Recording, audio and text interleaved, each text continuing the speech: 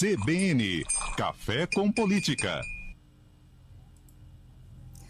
Olá, Bruno Silva, um bom dia para você. Hoje a notícia que chega da Câmara de Vereadores é que, segundo o vereador Pemini Monteiro do PSV, algumas indicações levaram ele a levar também à frente uma demanda para a Prefeitura de Campinas para que tome medidas, junto ao Conselho de Defesa do Patrimônio Cultural de Campinas, o CONDEPAC, para tombar os estádios da Ponte e do Guarani integralmente. Sabemos que um dos dois já tem a fachada tombada e a ideia, segundo ele, é manter este patrimônio, uma vez que, no caso do Majestoso, são 75 anos, do Brinco de Ouro, também 7 décadas, e ele, como pontuou aqui na demanda, ele acredita que seria importante porque devemos proteger o patrimônio histórico, conservá-lo e por ser de interesse público.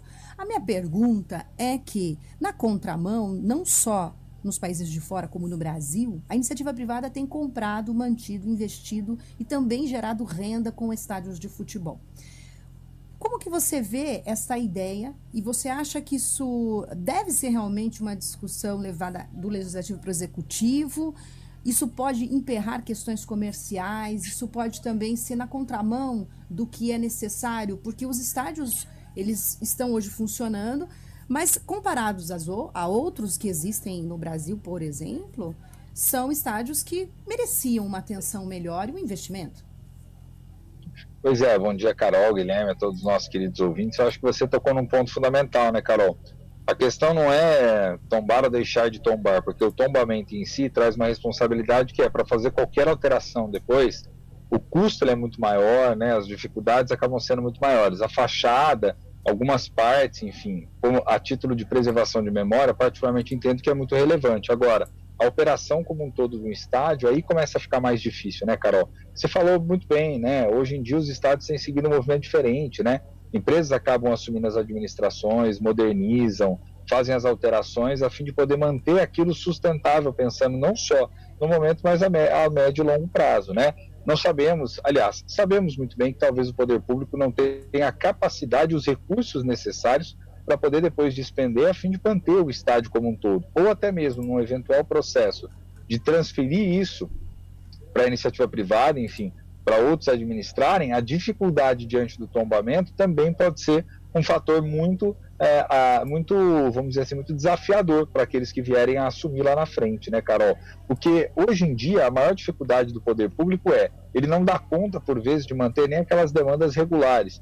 Quem dirá, então, manter outras tantas demandas para você poder conseguir garantir minimamente a qualidade. E aí, sob o risco de depois criar um outro problema que é não conservar adequadamente e o lugar acabar se deteriorando, né? E aí aquilo que seria para fazer um tombamento, infelizmente pode vir a tombar, uma desculpa preservação, até o trocadilho, né, Carol? Mas seria isso por irresponsabilidade daqueles que em tese deveriam, né, preservá-lo, né? Então acho que tem que tomar bastante cuidado no processo de discussão. Não que o legislativo não possa fazer debate, mas tem que tomar muito cuidado na maneira como vai fazer o encaminhamento. Talvez pensar em soluções mais modernas, soluções mais dinâmicas, seja mais interessante, Carol. Bruno, e como é que fica, porque os dois estádios, nenhum deles é municipal, são particulares dos clubes, né? Aí, por exemplo, ao tombamento, isso não acaba até atrapalhando os proprietários do Guarani, a Ponte no caso, ou a prefeitura teria que dar algum suporte para manutenção da estrutura, do jeito que ela é, se for tombado, porque até o Felipe Pereira lembrou uma questão, né? O Guarani está negociando ali a área do estádio, com a Magnum, enfim, para fazer um novo estádio, teria que ceder a área do Brinco de Ouro para isso, e se tombar, talvez complique esse negócio, né? Então, é algo que tem que ser muito discutido. Complica porque o poder público tem que dar estímulo específico, né, o Guilherme, para poder manter, né? Então, por exemplo, não cobrar algum tipo de imposto, dar algum tipo de desconto. Você tem que operar numa outra lógica, né? E eu acho que esse é o grande problema.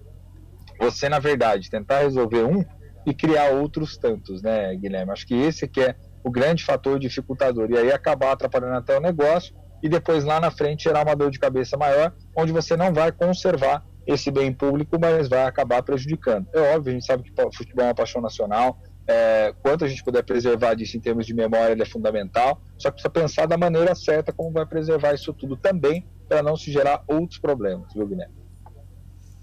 Tá certo. A termos de registro aqui, para a gente fechar o cafezinho de hoje, Lá na Câmara de Vereadores, eles aprovaram a gratuidade de tarifa dos estudantes para dias de prova de Enem e agora segue, então, mas está em primeira votação. Outros assuntos lá da Câmara a gente retorna na segunda-feira e conversa mais. Bruno, brigadão, bom final de semana para você. Combinadíssimo, Carol, Guilherme, os nossos queridos ouvintes, um forte abraço, bom feriado, bom final de semana e até a próxima segunda. Valeu. Até. CBN, a rádio que toca notícia.